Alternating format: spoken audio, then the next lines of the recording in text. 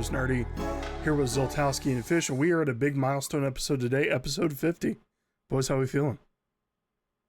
Halfway to 100, ready to talk about, AFC North, your 4 favorite teams in the NFL. Yeah, there we go. This is our second attempt at this, so yeah, we're talking about the AFC North today. We're going to talk about how much talent the Browns don't have at multiple positions, so we're also going to go over our AFC North preview like we've done in the past for every other division.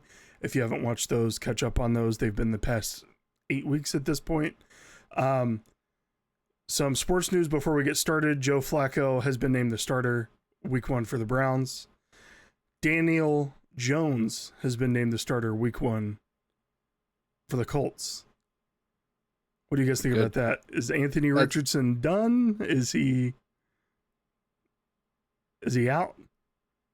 No, I don't think he's out. I mean, he's young. He's got the capabilities, right? It's just he just needs to learn how to throw more accurate. I think Danny Dimes makes sense. I think we talked about this already, that he would probably take the starting role. It's a low risk, low reward for the Colts. Let Anthony Richardson sit behind and just understand the offense and continue to practice and develop. I mean, he's so young. He's naturally gifted athlete. Just needs to learn how to throw a little bit more. The interesting thing is, though, I mean, Tanner McKee continues to light up the scene in the preseason. So, I mean, if the Colts, Pittsburgh, we saw Aaron Rodgers, his first throw in practice was an interception. I mean, there's a lot of teams out there that could use a moderately decent starting guy for absolutely nothing. So, just keep an eye out. If you see Tanner McKee out there in fantasy, scoop him up, especially for dynasty wise. If you have the opportunity to grab him, I know most of our leagues that we're in, he's gone. But if you have some other leagues where people are like, yeah, I kind of know what I'm doing, scoop him up. Wouldn't hurt to keep him on the bench until about halfway through the season to see if anybody gets any trade bait going on. So, yeah, I mean, it's understandable. I mean, there's no need to rush a young guy, especially when he's struggling. We talked about how important confidence is and ego. I don't think he is strutting around thinking he's the toughest guy, best guy in the field. I think he's beat himself up a lot with the frustrations of going 3 for 14 with 3 60-yard bombs and then can't complete a 5-yard pass. And that was consistent throughout the week. So I think seeing that, he got a little frustrated. So keeping his composure, let him sit, let him learn more, let him develop more. Let Danny Dimes take a few hits. We know how stellar that offensive line is too. So let him get absolutely creamed. So. Yeah, and we talked about it back when we talked about the AFC South. I still think we'll see him wildcat short yardage situation when he can use his legs. Not saying that good old Indiana Jones, as they're calling him now, isn't slow by any means, but especially with Jonathan Taylor back there. And honestly, you look at what the Colts have done since Peyton left. Like, I think about Andrew Luck all the time and how good of a quarterback he was, and they just didn't do anything for him, and injuries ruined his career. And I think it's smart that they're trying not to have that go like it did with like it did with Luck for Richardson. Sorry, words are hard. It's a good start. Fish, you called it out. I think I texted you about it. Good when I saw the notification. It's the smart move. He has looked pretty good this preseason. Throwing consistently. He has more time than he did at New York. So results can only be better, right? You hope. You would hope. Michael Pittman catching a lot of ball. Probably not. I mean, I hope so, selfishly. It's Tyler Warren. Tyler Warren's going to be his number 1 target. I hope so. Hopefully. I'm very upset I wasn't able to get him. But I had a little bit of hockey news to share. One of my favorite teams, the Red Wings, are finally retiring Sergei Fedorov's number 91. He's a Hall of Famer, 3-time Stanley Cup champ. He's the first European-trained player to win the Hart Memorial Trophy, which is the league MVP. First Russian player to reach 1,000 career points. He's the only player to win the Hart and Selke, which is MVP, like I said, and then the best defensive forward in the same year, and he did that in '94. And then he used his entire salary for the '98-'99 season, $2 million, to start a foundation to help Detroit area kids. So he's known in Detroit. I remember watching him growing up, part of the Russian Five. Excited to finally see his number in the rafters up there. I miss when he used to play back when I was hard-nosed Detroit hockey. The good years. They're working towards it, but I got a question. Shout out to Fedorov, but what's a cool number for a hockey player? Like the NFL, you got 21, you got 28. Soccer, you have 10. Soccer, you have 10. 10. I mean, this could be a good draft. Well, yeah, but I mean, there's one number that's the only number I know of that's retired in the entire league, and it's 99, the great one. Ovi's number 8 might go that way now that he broke the record. But I mean, as I was looking through, the records, some of the records that Fedorov had, because he's also the oldest player to score in a playoff game, was one of the ones I saw. It's just, you just see Gretzky's name everywhere. I mean, even if you took away all his goals, he's still the all-time points leader. So, but God, I mean, crazy. 9. I think 9. Gordie Howe. I don't know. You retire all these numbers, you're gonna have hashtags and 2 periods, 2 little dots for numbers. I mean, they'll go into the triple digits. Who knows? That's insane to me. I should let that kid in Tampa have triple digits. The big D lineman. You know who I'm talking about? Oh yeah. Oh yeah, the guy that's not practicing still. Yeah. Honestly, so I saw his weight his number. Yeah, that's wild to even think. But I saw he looks so sad. I saw a clip on Instagram, and he goes, "Dude is still not practicing, and he's just there with the sleds, and he's just pushing them down." It's like, it reminds me of a kid in like the '90s, like he's kicking the can down the street. He looks sad. Yep. He was just pushing that thing down and come back up, and he pushed it right back down. I was like, yeah, I mean, yeah, I get it, but I mean, he's on. I think he's working with a dietitian. I think he's working out. I don't know. I've seen it. I mean, I hope so. Yeah. Also, it's just something kind of interesting to think about and talk about, right? Is, yeah, he's working with a dietitian. They said no, health wise, that we don't advise you to practice, so on and so forth. He signed a contract though, right? I assume so. Yeah, I would assume so. I'm just saying, I'll sit out of practice for a lump sum of however much. What's his name? He's a rookie, correct? Yeah. Desmond Watson. Was he drafted or was he an unrestricted or a free agent? No, I think he was drafted. Look, because I remember the headlines was they got the smallest guy and then the biggest guy. UDFA. He was an undrafted free agent. So Okay. I don't think he has any guaranteed money. He might get money like $200K for being at camp, but I mean, yeah, that's a lot. But like at the end of the day, when it comes to NFL players, like, so how much this did kid to make weight right now? Vita Vea, you're not running against that. No, you're not. I think that's their game plan. Right now, he is on the non-football illness list. Yeah. So how much did he weigh when he signed with them? 464 pounds. Wait, so didn't we see a blurb? He's like 483. He's going the wrong way, isn't he? He might have been 483 in college, but he was 464 when they signed him. Oh, right it might now, be 437. He's at 437. Okay. Yeah. So That's he's good. trending in the right way. The Florida's pro day in March was 464. What weight? I mean, he's 6'6". He's a big boy, regardless, right? Mm-hmm. What weight do you think he needs to be at before he's physically capable, like ready to do a full practice, a 2-a-day practice? Is it 350? Is it 325? Because there's no way he's getting in the 2s or low 3s. See, I feel like no. So I feel like this kid is the only player's weight you actually know. Because do you remember John Henderson back in the day for the Jaguars? Massive defensive tackle. He was like 6'7". They have him listed at 335. There's no godly way that man was 335 at 6'7". He'd be svelte at that point. He was Well, massive. And then you got Sean Rogers, you got Vince Wilfork.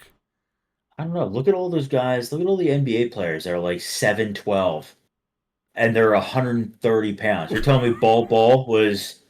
You telling me he's putting on any weight? The guy's a $120, and he's 8'9". Like it's. So they haven't put out like a weight goal, what they're trying to get him to, publicly at least. Obviously, there's definitely one internally.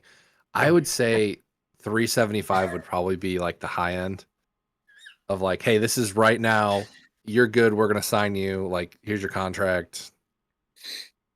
So maybe 400. I would think. Well, how much was when Terrence Cody got in the league? Because he was another big boy that we heard that Baltimore drafted. Right? He played for Alabama. I mean, that guy was. He wasn't like he wasn't 6'6", like this guy, but. I mean, he was like 6 something, but he was wide. I mean, you saw him and Haloti Ngata, and you're like, I mean, you can put 12 linemen out there; it doesn't matter at this point. The Google machine has Terrence Cody listed at 349. Yeah, that cat. There's no way. But the starting left tackle for the Browns right now, DeJuan Jones, listed at 6'8", 374. So he's not that far off. Like No, he's really not. And he could probably guard better too. Aaron Gibson played for the Cowboys in 2002. He was a tackle. He was 410 pounds. 6'6". I just can't wait for a guy that's like 5'8", 420. A little meatball. I just Googled heaviest NFL player ever, and it just says Desmond Watson. Like, It is. Okay. It's him. I was trying to get somebody else, but didn't do him any favors with that. No, hopefully he gets to play because, like you said, I see stuff on him on Twitter all the time. Like, oh man, I'm so sad I can't play and all that stuff. Hopefully he gets. The fridge was 390 at one point. Jesus, he ran the ball. Well, yep. Sometimes. I mean, he was more of like a speed walk, but I mean, yeah, he got there. Yeah. Yeah, Vince Back when the fullback was around. Okay. Did Vince Wilfork? You remember Vince Wilfork? Yeah. They had him listed at 325. Yeah. He was 450 at least. In his gut, 450 at least. You got to be kidding me. He had a midriff on every game. Yep. I was like, there's not a jersey big enough. That's so insane. maybe it's 400. Maybe 400 is the magic number then. I've seen at least for him to start practicing at least. Yeah. That's crazy. Anyways, we'll get into our AFC North preview now, I guess. So let's start this. I'm really excited about this, everybody. Really excited. Yes. We're so excited. Hey, at least you have the expectation that your team's going to suck. And you're not like Cincinnati where they're like, oh, yeah, our offense is going to be great. They just don't talk about their defense. The announcers talked about it. Right now either. The announcers talked about him. Did you see the one series Joe Burrow played? No. He took like a 27-yard sack. He running around in circles, doing rovers in the backfield. Oh, no, I did see that. And his O-line's just standing there at that point. They just look like Swiss cheese. Yeah. Very cool. Yep. That's why Shamar Stewart looks so good. Yeah. In training camp. Which also, by the way, he hit Joe Burrow in practice. Yep. You guys see that? He absolutely... It was like an inch lower. It's like at his knees. Yeah, like I mean, he might have been stumbling, but still, like one of the. And then of course it caused a fight between offense and defense. And like I just one of the players commented after practice and said, "Yeah, that's our hopes and dreams right there, but you need a lot more than just a quarterback." It's funny because I've been watching Hard Knocks, and there was a scene where they're like, "All right, it's full pad practice today." And then the D line coach comes up to the D line and he goes, "For the love of God, don't hit 17. That's all you have to do is not hit 17. Stay off him." It's very funny. But it's not very funny. The Browns finishing 3-14 last year, 2-4 in the division. They beat the Steelers once, and I think, we beat the Ravens once as well. So you see the standings for 2024. Not very happy, obviously, with the state of the Browns. I also wasn't very happy earlier when I was going through player contracts, and Deshaun Watson is still listed at number 1 on our expenses sheet, as I'll call them. But you look at the Baltimore Ravens at their offseason transactions. You did get DeAndre Hopkins, 1 year, $5 million guaranteed. Jair Alexander, 1 year, $4 million guaranteed. Then I put a couple guys that they drafted in here just because they scare me as a Browns fan. Malachi Starks, drafted him in the first round, 27th overall. And then you have Mike Green, drafted him in the second round, 59th pick overall. They brought back Derrick Henry. They brought back Rashad Bateman, which I think is really good for them. Rashad kind of turned it on at the end of the year last year, especially with Zay Flowers being injured. Ronnie Stanley's a big re-sign for them, getting that protection for Lamar. And then let me know if you guys have heard this about Patrick Ricard before, the fullback. He's 300 pounds. Yep. Every time he's on the field, that's all I hear is how big he is. So they did lose Deontay Johnson, Michael Pierce, Tre'Davious White, and Patrick McCarry over the offseason. The biggest signing for me here is not offensive. It is Jair Alexander. Yep. He's 28 years old. He's still a very good corner. He really, really balled out in Green Bay for a while. I'm not sure why they didn't bring him back, especially at $4 million for a year. So I don't know if this is like his prove-it deal to get signed on further on with the Ravens, but Green Bay had to pay the rest of their receivers. You know, the 14 other ones they picked up. Literally going to say that. Yeah. And they had to pay everybody else. But yeah, DeAndre's also, I think he's going to be a big signing for them. He kind of had a lackluster year last year in Kansas City, but I think with the running ability in Baltimore, he's going to get open a lot more, and you're going to see the possession game a lot more from him. And this is the only good picture I can find, but don't worry, he will have 2 arms during the entire next season. So unless a freak accident happens, but believable. Here is the performance from 2024. You see, top 10 almost everywhere except for pass yards allowed, and you have to expect most of that is game script. Ravens number 1 in conversion percentage for touchdowns in the red zone. That is attributed a lot to Lamar's scrambling ability and also to King Henry back there. They were also the top team in terms of run plays to pass plays percentage. So they run the ball a lot more than they pass it. And I'm not sure, again, if those are designed runs or if that's just something that Lamar kind of cooks up in the backfield. Gonna ask how many of those are read option plays. Yeah. So I want to hear your guys' take. I expect to see more of the same from Baltimore next year. They seem to only get stronger every year. It's like a tropical storm turning into a hurricane that eventually is going to win the Super Bowl every 8 to 10 years. So, I mean, yeah, it's, they got their guys still, added another weapon for Lamar to an already stacked wide receiver room. They've got 2 good tight ends, as much crap as we give Mark Andrews, As you two. And they have Mark Andrews, not me. Yeah. Guy's ass. He's not. Look, he's on my ultimate team, Matt. He's been doing pretty well, so I'm happy with him again. But and then they have Isaiah Likely's the other guy, the toe tap, toes half an inch out of bounds against the Chiefs, and it's the Chiefs, so it's called back. Derrick Henry's still running like he's 24 years old out there, not a care in the world.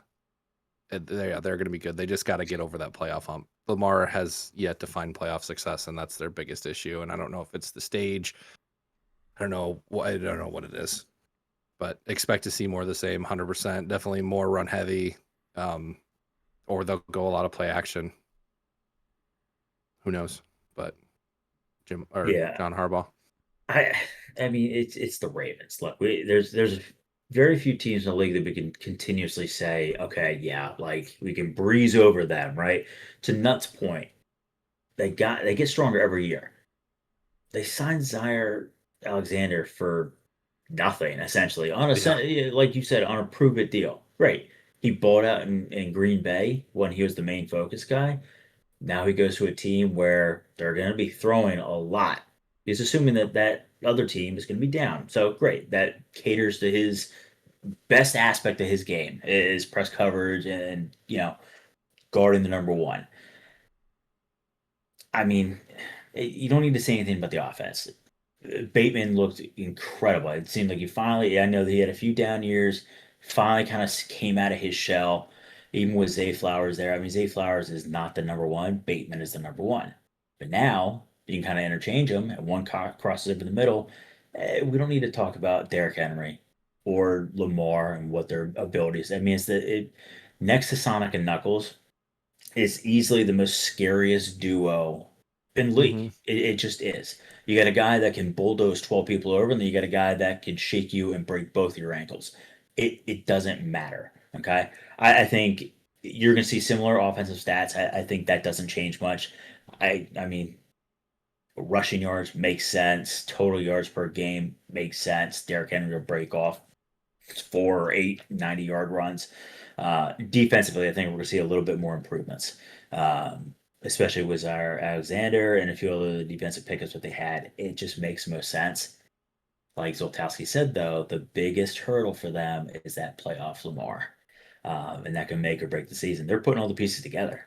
They just gotta you get past that little hurdle, that little hill, and then they're fine. But until we can see that, I mean, it's just going to be another. Oh, cool, we made it. Ah, shit, we're out. So they're probably going to take the number one spot again, unfortunately. Who, in your opinion, wins the Super Bowl first, Lamar or Burrow? I think Burrow. I think Burrow. If they give Burrow the same defense that Baltimore has, I think they have a dynasty there. Now, granted, you look at Burrow and their teams, Baltimore's receivers are way worse than what Burrow has. Mm-hmm. So you could also say the same thing if, he had their offense, kind of whatever it may be. I think Burrow has the capabilities and the cool Joe to stay in that mindset and go out there and win consecutive games.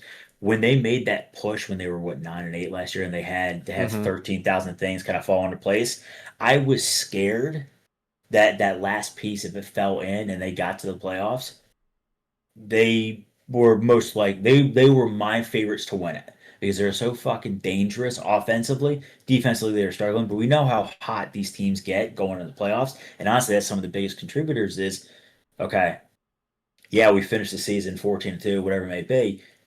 Okay, how hot did we start? They were putting up 30 points consecutively a game, and they were lighting everybody up. All you need is that defense to, be at least somewhat average and have been fine. But to your point, I think Burrow wins a Super Bowl before Lamar. Yeah, I agree with you. Interesting if you just swap them on the team. Sorry, Zoltowski. Go ahead. 1,000%. I mean, Fish laid it all out. I mean, we talk about Joe Burr and listen to him. I've seen I can't remember the LSU head coach's name, but he was just on Barstool, one of their 17 billion podcasts that they have, getting interviewed. Mm-hmm. Yeah, Go Tigers. And talking about the risk that he took on Burrow because he was at OSU, he hadn't played. He wanted, his family's in, the Cincinnati, Athens area. His girlfriend's still in Ohio, fighting him to get down there. Hadn't played a snap college football, and then to go and just dominate.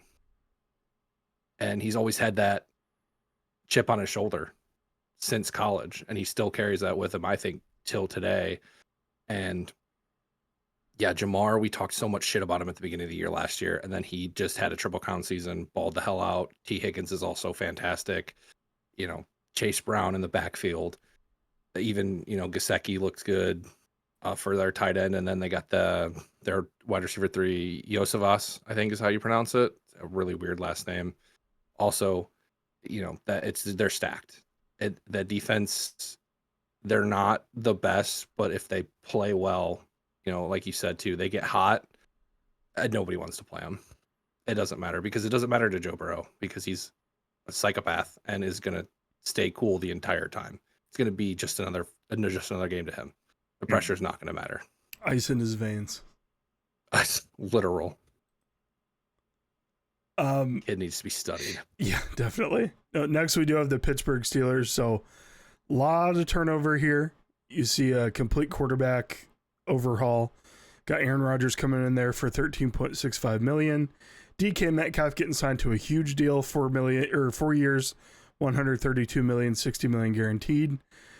They did bring over some aging corners. You've got Jalen Ramsey and Darius Slay there now. Juan Thornhill from the Browns last year. You know what? I'm not going to say it. They also drafted Caleb Johnson, round 3, pick 83 overall, to be in that backfield with Jalen Warren. The players in yellow that they've lost and they've gained, that's the trade from the Dolphins to the Steelers. We've hammered that into the ground at this point. TJ Watt, or as I like to call him, Crybaby TJ Watt, got re-signed for 3 years, $123 million, $108 million guaranteed, and then they also signed a safety to fill in for Minkah Fitzpatrick. Deshaun Elliott, they brought him back 2 years, $12.5 million. So the running back position, they did lose Najee Harris. They lost George Pickens as well. Dante Jackson is gone, being replaced by those two aging corners that came in. What do you guys think about these moves for fantasy purposes? I think Jono wins. I think Jono wins the most. Mm-hmm. DK and George, and I understand why they got rid of Najee, they got rid of George. With George, you could say that there was, ego issues, always on Twitter. But then you signed Darius Slay, who is always on Twitter. And then you signed Jalen Ramsey, who is always on Twitter. So I don't know. You gotta figure, right, that Najee and George were coming up to those contracts. Essentially, they didn't want to pay George and Najee those huge deals. But then you go, yeah, DK's our guy. No, I don't think DK has had enough to prove to warrant $60 million guaranteed for a year, $132 million. I think fantasy wise, I think Aaron Rodgers, is still shafting the entire league, thinking that he is still a very, very good quarterback. This is just crazy to me. I think the biggest person fantasy wise that succeeds in this offense is Jonnu Smith and Caleb Johnson. I think the Steelers kind of go back to what they had and run the rock north-south. They go right back to it. Najee tried, he's a north-south runner. Najee tried to do the whole dance thing, wait a minute, try to be that Le'Veon Bell, and never kind of had his own shtick into how to run.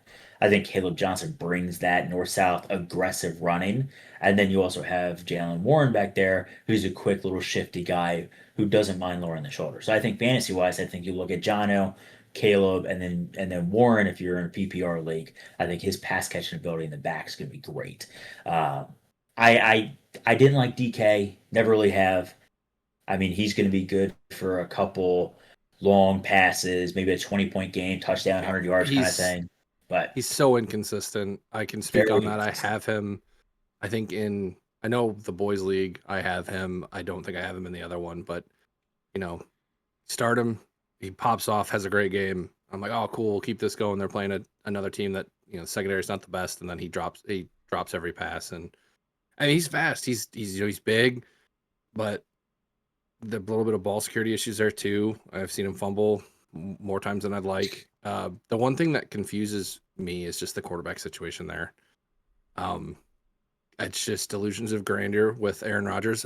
Yes, he's a great quarterback, especially when he played for the Packers. I hated watching him twice a year against the Lions, especially those Hail Mary plays. You guys know the ones I'm talking about. He had great arm strength. But here's the thing. When he goes down, here's their backups real quick. Yeah, Mason Rudolph as the number 2. That's favorite. I like him a lot. Will Howard is the number 3. Mm-hmm. Who? Ohio State quarterback last year. Yeah, Ohio State quarterback last year. 20-point favorite against Michigan, couldn't win. Skylar Thompson is the number 4 listed there. Hey, we talked about him last week. Skylar. So Skylar I just back to back. He's old. We watched him 2 years ago, I think it was now. Literally first play of the game, tears his ACL on turf. Achilles, but yeah. Achilles, yeah. But see, I don't know. to your point though, right? Just assuming that Rodgers is not like he is 30 anymore, right? If he does Mhm. go down, who in this offense behind those quarterbacks, or I don't know, Hooper from Bad News Bears, or whoever they have back there, right? Who benefits the most if Rodgers goes down or underperforms? If Mason Rudolph or who's this, Sam Horton or Tim Well, Horton's brother or whatever, that guy, who benefits the most? No, Who is 100%. a Yeah, trusted thing? no one. No one Who's benefits. who's the outlet? John Smith is the outlet. I don't even think he's the so. number 2 on the depth chart. They still got Fryermuth as the number 1 tight end. Oh, that'll change. They'll run 2 tight end Yeah. sets, but No, John will get 100%. all the catches. They'll split Yeah. Jonnu out a bit. I assume they'll split him out a bit. Listen, if for some reason he's still available in your league, pick up Boswell. They're going to be kicking so many field goals, and that dude can make it from forever away. I mean, honestly, yeah, I talked shit when they signed him to like a 5-year something million, and he missed everything. Yeah, no, he's really stepped on it. He's stepped on it, and then they're going to run the ball, run the 2 tight end set. If Aaron Rodgers doesn't work out, and just hand the ball off, just pound it on their throats, or try to at least, till they get tired. Yeah, maybe DK can run to your some jet point, sweeps. The Steelers only converted 48% of their red zone attempts to touchdowns last year, so that's where the Boz comes in, coming in kicking the balls. No, I think he averaged. I'll look it up real quick while you're talking, and I'll see what he those are averaged really last bad year. numbers Yeah, no doubt. for this team. But yeah, you look at their last year's rankings, nothing great. I mean, the rushing yardage is probably the top thing you could have looked forward to for the offense, because that passing game was just not there last year. Between the experiments of Russell Wilson and Justin Fields, who are both now starting New York quarterbacks for the time being, nothing looked good for the Steelers last year. Now they still managed to go 8-9 at the end of the year, and 10 and 7. Yeah, they Or finished 10 over and 500 again. Yeah. It's the Mike Tomlin black magic. Mike Tomlin way, dude. Yeah, you see, they ran 51% of pass plays to 48% run plays.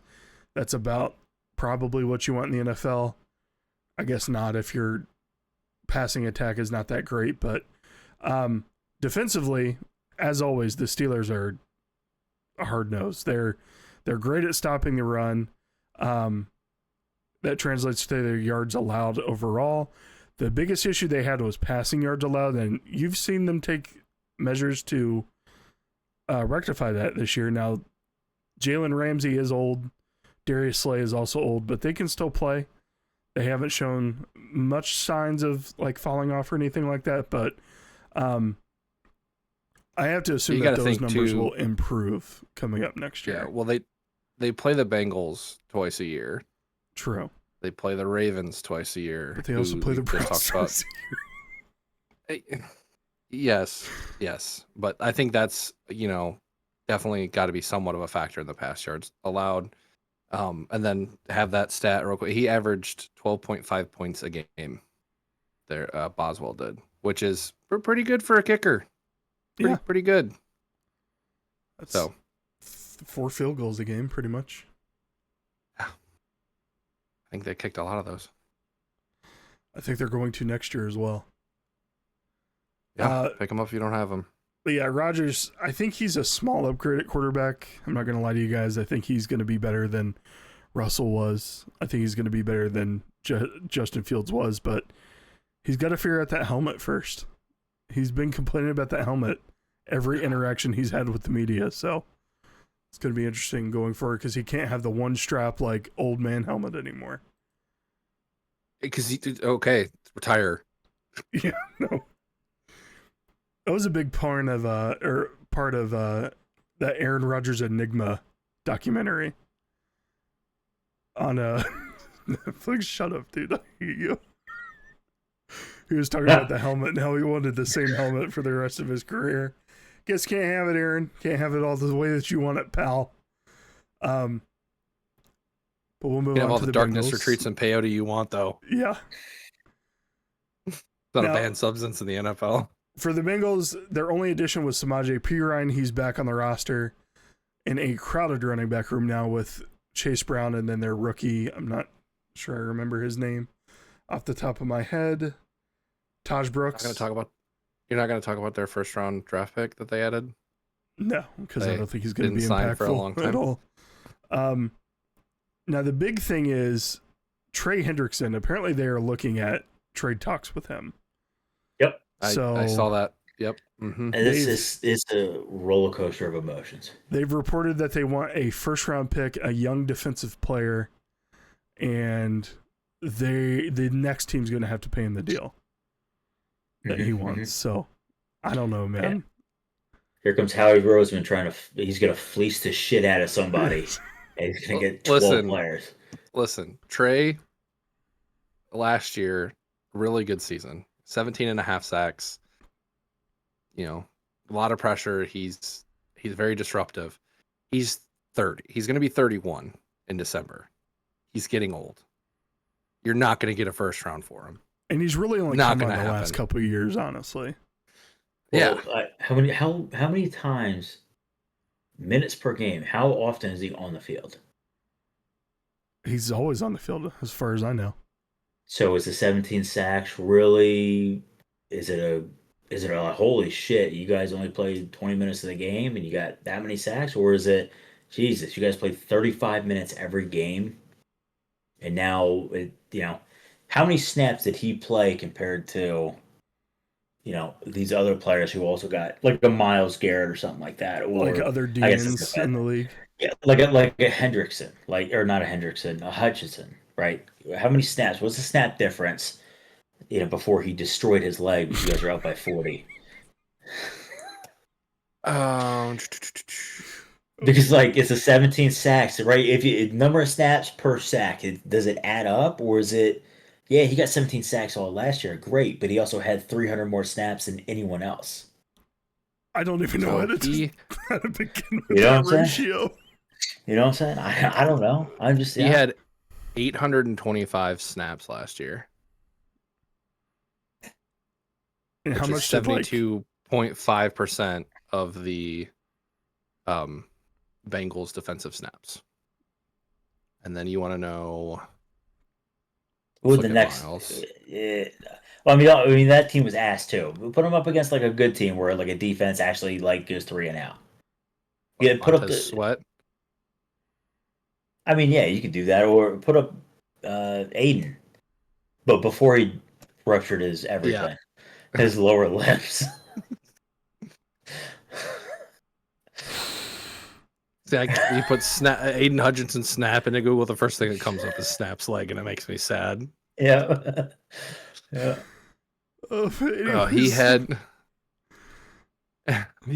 280, and he ended kind of late in the year, didn't he? He had 7.5 sacks. No, it was like week. So it was week 5. So 5. So Trey had, and granted, both are very good D linemen, right? But Trey had almost 900 snaps with 17 sacks. Hutchinson had how many? 200, 300 snaps? With 280. 280 with 7 sacks? 25.55% of the line's defensive snaps. Look, all I'm saying is, right, we know he's not worth a first round and a young talent and then a fat contract.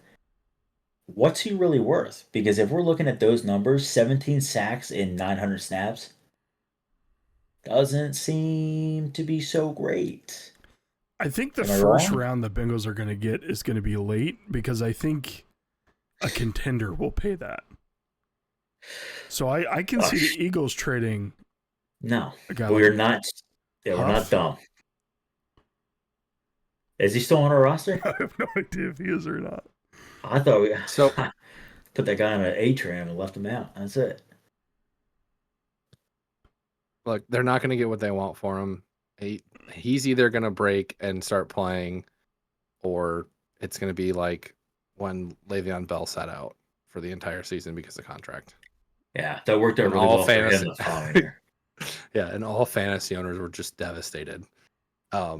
it's just a lose situation for them right now. And the biggest people that lose are fans. The poor fans. The poor Bengals fans. Who I mean, honestly, you look here, right? You look at like you restructured Jamar and T. Higgins, and I know we've talked about this before, but if you guys just did that a year before, you would have saved yourselves $20 million a year. Easy. It's the same thing with Jerry Jones. Like, what is with these old dudes? Just pay them when it comes up. We're good, and you don't have to worry about it. Don't pay them. Pay Dak more. Pay Dak more. Oh my God! And no problem signing Gesicki to a 3-year extension. But they also re-signed B.J. Hill. They lost a couple O-linemen. Sam Hubbard retired, and Jermaine Pratt is now on the Raiders. So I don't know what you want me to talk about with this team. It's going to be the same thing as last year. Yeah, go to the next slide. They're going to score 42. They're going to get outscored by 45. And at that point, it's just going to be Jover, as they call it. I'm just surprised there wasn't like many more additions there.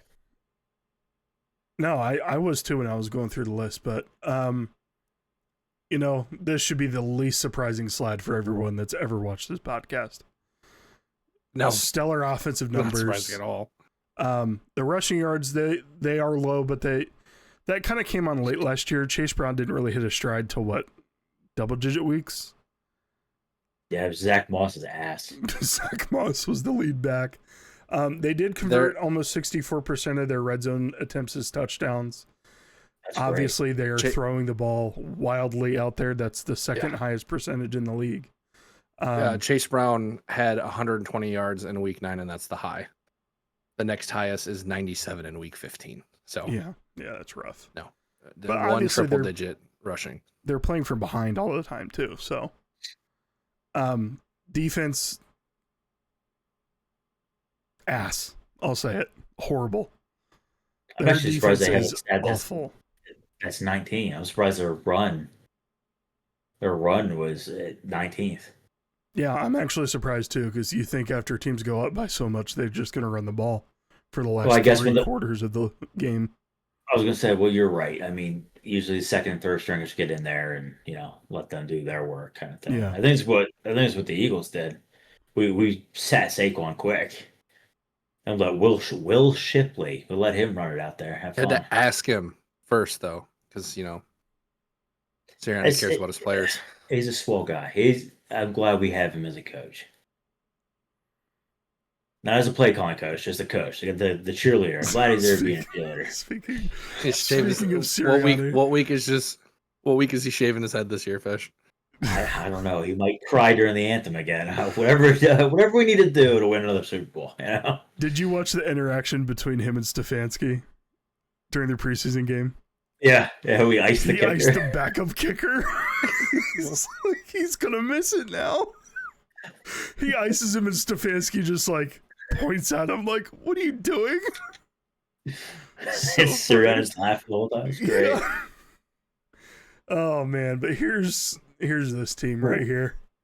A lot of quarterbacks. Browns. Yeah, so I see QB up there quite a few times. If you're new to football, let me tell you a little bit. Let me tell you a story about the Browns. So, since 1999, we've been looking for QB1. We've gone through. Can you pull over 40. Picture up? What picture? You know the picture. Oh, the jersey? I don't even think it's updated anymore. Statistically, it's impossible that you haven't found one guy to be halfway decent. I mean, we did. He's with Tampa Bay now. He's gone. Yeah. Yeah, because you ran his injury into the ground and then he actually had time to heal and became a good quarterback. You did draft Brandon Weeden, though. That was pretty cool at age 30 out of college. That's true, we did. So this is a little looking at the end of last year.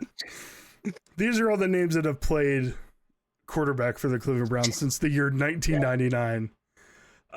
One name is not on the list. It has been replaced by the, I believe, Flag for Awareness for Sexual Assault Victims. You guys can all guess who that is, but there's been quite a few quarterbacks that have come, gone, and not stuck around for the long haul. There is a returning name this year, Joe Flacco. He's going to be the starter week 1. We've already talked about that. Hopefully he is going to pan out for now and be the leader for these young guys to learn. Yes, Fish? So Flacco, since he's been named the starter, do you get his name and put it again on the jersey? On the jersey? This guy's going to have to you just shift him.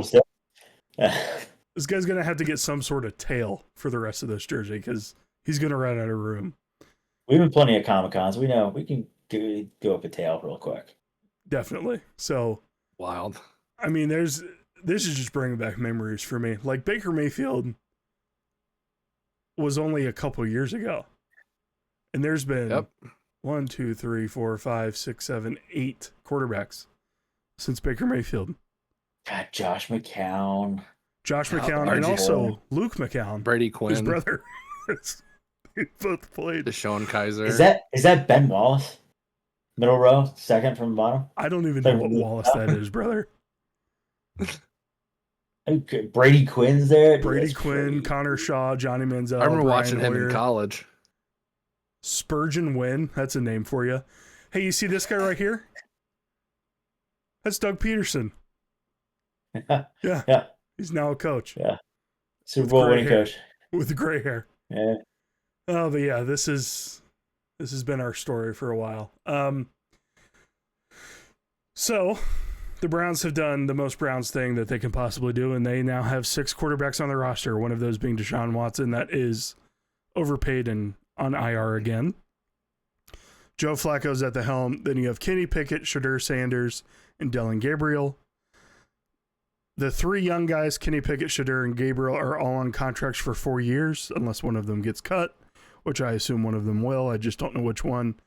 But at this point, if you're looking at money issues, which I don't even know if the Browns are doing, I think you got to just let Kenny go and let Joe teach the 2 young guys, and whichever one emerges as the better player, that's the one you go with, and then we'll see what happens from there. But hasn't that been the same story over and over, though? Look, Flacco's won a Super Bowl. Who's won a Super Bowl recently? Kenneth Pickett. Yeah, sorry, Kenneth. He went from Kenny to Kenneth after he got the Super Bowl. Yeah, wasn't it in February or something? Like pretty recently. Is he now Kenneth Pickett? Do I have to alternate my list here? No, you call him Kenny. I call him Kenneth because I have respect for him because he won a Super Bowl. ESPN calls him Kenny. That's all I'm saying. Oh, they're all a bunch of idiots. At this point, he's from Jersey too. I know. He's got tiny hands. I don't think you guys cut any of the quarterbacks. Honestly, you saw the. No, you got look. Deshaun out. You rush her. No, because that's dead cap. You got to find some idiot. Wait, the Steelers? Wait, they might. The Colts. The Colts would be a great. No one's trading for Deshaun. You never know. There's been dumber plays. Hey, you remember when nobody thought that we'd get AJ Brown, and then they were like, "Yeah, we'll take a first-round pick," and then they just cut him like 2 weeks ago. Yeah, but that's an entirely different situation. We traded Sam Bradford for like 2 first-round picks. Deshaun didn't play football for 2 years because he was fighting a legal case. He finally got traded and signed, and he's played like ass ever since he's been here. Cleveland is his last stop, mark my words. There's no one that's going to sign that man after the Cleveland. He may not even want to play football when his contract's done here. Well, yeah, he's doing TikTok videos. He turns the ACL and Achilles. So Cleveland's not a great place to play. Yeah, here's the thing. Nobody wins to play. Nobody wins. Didn't the Raiders just cut somebody because of bad rehab and other things? But they mainly said it was because, So why can't they find something in his contract that says, "Hey, you're not doing this right. Sorry, man. Really good lawyer. You gotta go." An agent? Yeah, apparently, he's got a really good lawyer. People in Cleveland just don't know how to read. No, because the Browns gave him a guaranteed contract. They put their nuts on the table for Deshaun Watson. Said, "Hey, Andrew He's Berry been said, rubbing "Hey, on I their will foot. live and die with this guy. This guy that has sexually assaulted 20 plus people." Didn't the fans cheer when he got hurt? Yeah, You were there, scumbag I'm fans, pretty honestly. sure. No, they did not. Yeah. There was Yeah, some they pockets. did. Yeah, they did. There were some We pockets, got including the kid tagged. beside me was cheering, but no, Awful it's- fans. We Oh, yeah. threw snowballs They and beer bottles at Santa, but with batteries in them.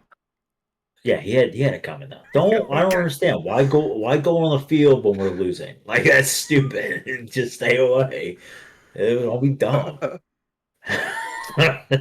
Idiot. But anyways, players that are not at the quarterback position for the Browns that they've signed, Deontay Johnson, he's on a 1-year prove-it deal. This is probably also his last stop in the NFL. He's been on a slew of teams in the last 18 months, it feels like. So we'll see what happens there. Apparently he's got like a newfound outlook on life that's going to make him a better person, a better player. So we'll see what happens. Jerome Baker, I really like that signing. He's an interior linebacker. We did just lose Jordan Hicks. Jeremiah Owusu-Koramoah is also out for an extended period of time with a neck injury. Who knows if he will ever play football again, is what they're saying. But They said he's done. yeah, between him and Carson Swessinger, I do really like that, those two linebackers there, especially because we run the nickel most of the time. We run 5 DBs, so that's what I'm going to be excited to see there. Jerome can move still. He's a little up there, but he's a very, very athletic guy. So Malik Collins, he's been around the league. He's been in Dallas. He's been in Houston. Pretty good defensive tackle. I think he's about 30 now, so he's going to come in and help shore up that D-line next to Mason Graham and Myles Garrett. I love that guy, Mason Graham. Yeah, I do too. I'm pretty excited to see him play. So we did re-sign edge rusher Myles Garrett to a 4-year, $160 million, $124 million guaranteed deal. But it's not about the money. Yeah, it's not about the money. Thank God he's not playing for the money. Like he clearly came out and stated. The guy's such a little bitch. I tell you what. I don't want to play for the money. I want to play for a winning team. How about 124 million guaranteed? I bet you won't stand on a scissor lift and say that to his face. Yeah, go ahead. That's fine. Yeah, He'll absolutely. do more than a stool. Yeah, that's fine. As he hits me, I'm going to take half. Half is what I want. There you go. I want half. He's going to have a GoPro strapped to his forehead streaming. 100%. He'll come up to his And then belly button. And then one to my chest. Because he's going to hammer fist that one. At his knees.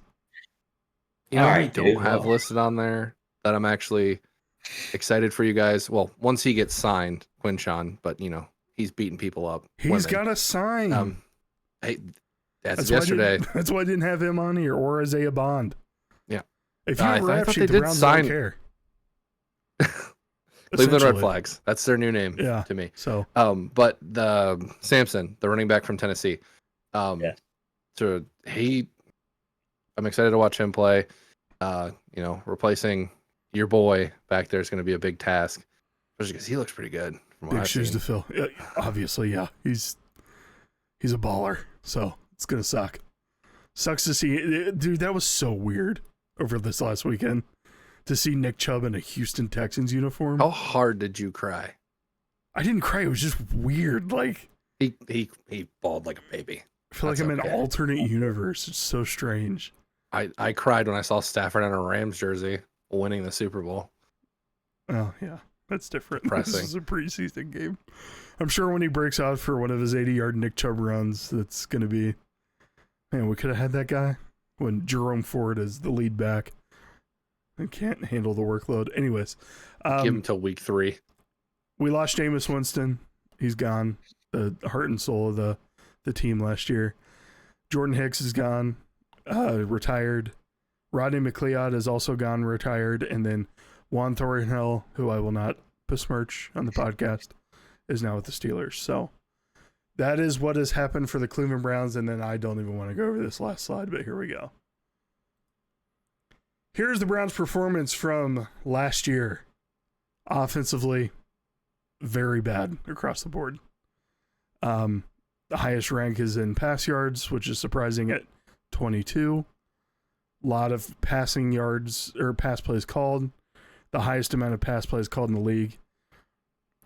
The defense is usually pretty good, but when they're on the field all the time, you're going to get some inflated numbers. And they did let a lot of points go into the end zone. They're tied for 27th there. So, I don't know. Next year, I'm not very optimistic. It's always a fun thing around the stadium. There's always next year for the Browns. So, maybe when we finally move off the lake and go to Brook Park, we'll be a team to reckon with. But right now, it doesn't seem like that's going to be an option unless one of these two rookies really pan out. So we'll see what happens. But the only really good thing I saw is that we did convert almost 64% of our red zone attempts as touchdowns. I think that really speaks to Njoku, Cedric Tillman, the play calling of Kevin Stefanski. So kudos to them. Hopefully we'll be able to see these numbers climb upwards and compete for something next year that's not a first round pick. Well, it's pretty easy to score garbage time touchdowns too. Yeah, that's true. In the red zone. That's true. Against the second stringers. But here's the time for our tier list. So we have quarterbacks, running backs, receivers, O-line, tight end, corner, every position, including head coach, which I'm interested to see what you guys have to say about these head coaches. But our first option is quarterback. I think this is one of the harder ones to choose, but I think you probably got to edge Burrow just a little bit over Lamar Jackson there. And then I would even put Aaron Rodgers over Joe Flacco for sure. For the running back position, I think you got to go King Henry. And then you probably... Chase Brown. Really? You go Chase Brown? Yep. I'll agree with you. And then you got Caleb Johnson and Jalen Warren, or you got Jerome Ford, Dylan Sampson, and Quinshon Judkins fighting for third and fourth there. Probably, honestly, Steelers, probably. Steelers just because Warren's done way more with less. Yeah. Offensive line, I think I'm going to go ahead and put the Ravens first.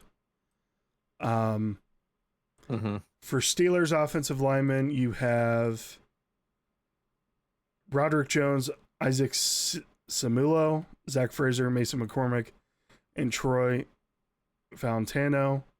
I don't think any of those guys are stellar by any means, so this may be my bias, but I think I'm going to go with the Browns second. You've got Joel Bitonio, you've got Wyatt Teller, DeJuan Jones looked really good 2 years ago. You have Jack Conklin if he can stay healthy. And I think you got to put the Steelers in that. The Bengals have to be last. Receivers, the Bengals have to be first.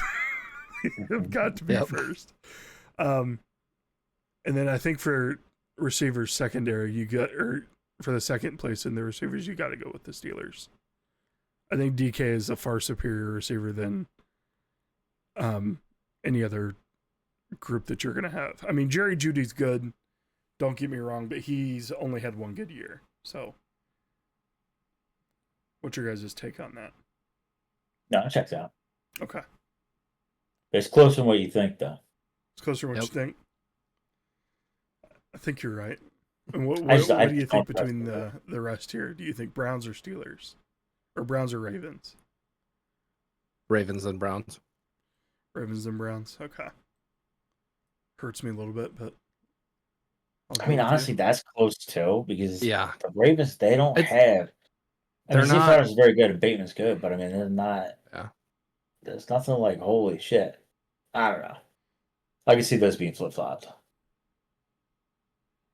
Yeah, it's not. I'm not saying like, oh, they're just because they're last, they're terrible. It's not. Well, no, yeah. I mean, that's what we're saying, but yeah. Tight ends, think this one's pretty obvious. I think you got to go with the Ravens first. And then I think it's a pretty close between the Browns and the Steelers. I think you put Njoku. Give me Njoku. I think you put Njoku above Freiermuth and Jonnu. Really? Yeah, that's right. Nope. Yeah. I completely blanked that revitalized Jonnu's on there. Jonnu's had one year, guys. He's revitalized, but Freiermuth's also not bad. He's had 1 year.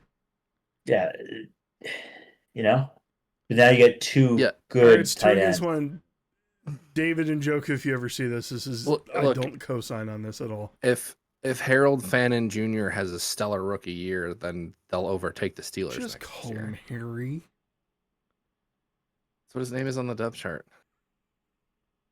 But it's, Njoku and then a rookie right behind him. Yeah, but unproven. So good. Bowling Green. No, it's bias. Stop talking bias.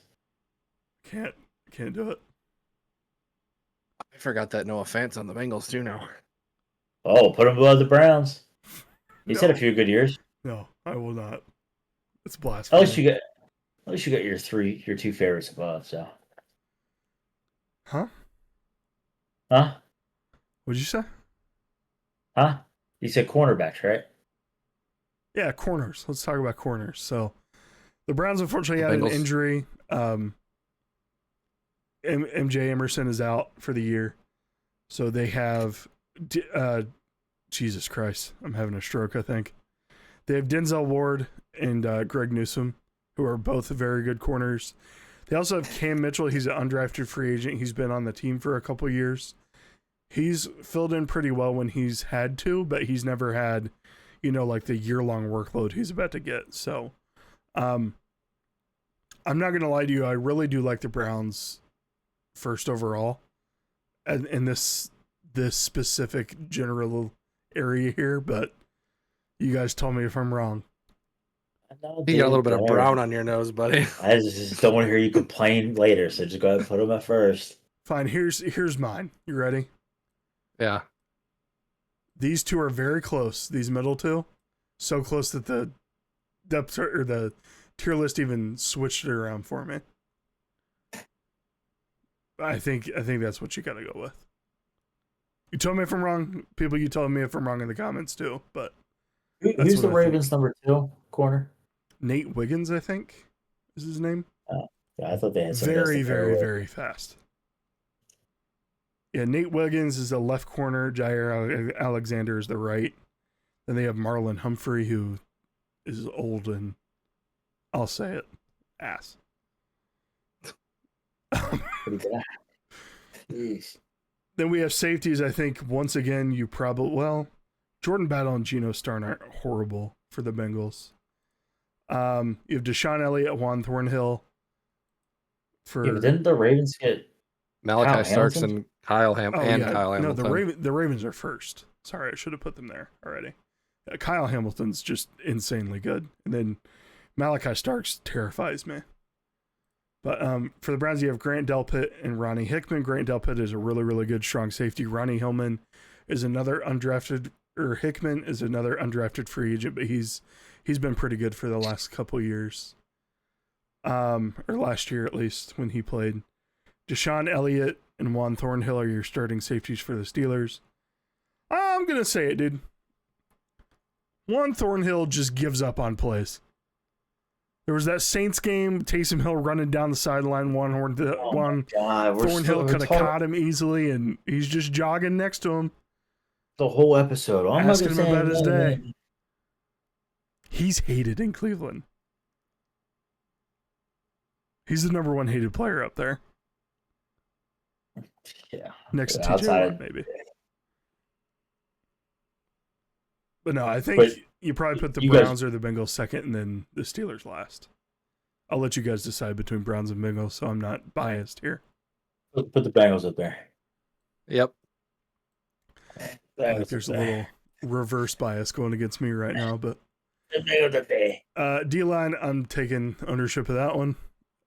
Good old Myles Garrett over there on the edge. For money, though. Yeah. I guess you can put TJ Watt next. Yeah. I think it's a lot closer than what you think. TJ Watt's such a crybaby. I think you put the Ravens I next, miss JJ. And I miss JJ. The Bengals last until they figure out a deal with Trey, or they figure something else out there. But Trey's their only player other than BJ Hill at the D tackle position. Linebackers, I think you got to go with the Ravens again. Roquan Smith, Trenton Simpson, just absolute metahumans out there. And then you've got, for the Steelers, you've got Patrick Queen, Peyton Wilson, Alex Highsmith. I think you got to go with them next. For the Bengals, I don't know who their starting linebackers are. Demetrius Knight, that really old rookie. Demetrius Knight, Logan Wilson, Logan Oren Wilson, Burks. Demetrius Knight. That really old rookie they got. 29-year-old rookie. That's crazy. And then Did for you the guys- Browns, You guys drafted an old ass rookie too. yeah, that's a quarterback. few They play years till ago. they're 40. Literally, honestly, arguably the most meaningful position in the game. You drafted a guy that's already aging out of his prime. He was mature. Yeah, no, he's mature. He's that old. That's the phrase that he used. He's matured. He's getting caught under the flag when it comes out. For the Browns, you got Carson Swessinger, Muhammad Diabate, Devin Bush, Jerome Baker, Nathaniel It's a Watson. toss-up. I think both teams are ass, and there's nothing sexy about any of those. Just to make you happy, put the Browns and then the Bengals. Thanks, appreciate that. Just to make you happy. And then here's the fun one I wanted your guys' opinion on. There are some great coaches in the AFC North, and then there's also Zach Taylor. So, out of the 3 great coaches in the AFC North, and then Zach Taylor, I mean, how do you evaluate Harbaugh and Tomlin against each other? I'll go first. Give me Harbaugh, Tomlin, then Stefanski, then Taylor. Hey, I'll go next. I'd like to reverse that. Give me Tomlin, Harbaugh, Stefanski, and then Zach Taylor after some other high school coach. Give me Fish and then Zach Taylor. Or Bosom. Give me Bosom. Give me Bosom. That man can read defenses. Yeah, I don't know. He's a different breed. The Bengals the Steelers just never have a losing season. But it's not essentially the best option for them, you know? They never get they're always like any sort of like reset, or they're always like, hey, the Steelers could be good this year. It's never like, oh, we're rebuilding, or oh, here we go. No, because he's 10 steps ahead of everybody else, and is already rebuilding for 3 years from now. I Where if you're the Browns, I got to just give up. I got to put Harbaugh first. Put it in the poll. I'll put it in the poll. I'm going to put these 3 coaches big in front, and then little Zach Taylor in the background. I was going to say, so Tomlin and Harbaugh's records too are also very close. So Tomlin is 191, 118-2, and Harbaugh is 185 and 115 overall. Interesting. So like it's Tomlin's got it. I'm glad we finally got through this episode. I did not want to talk about the Browns tonight, but here we are. So, if you like the show, tell your friends about us. Thanks for listening. Thanks for watching. OSUG Day, thanks for being a gent. Tell us what we got wrong.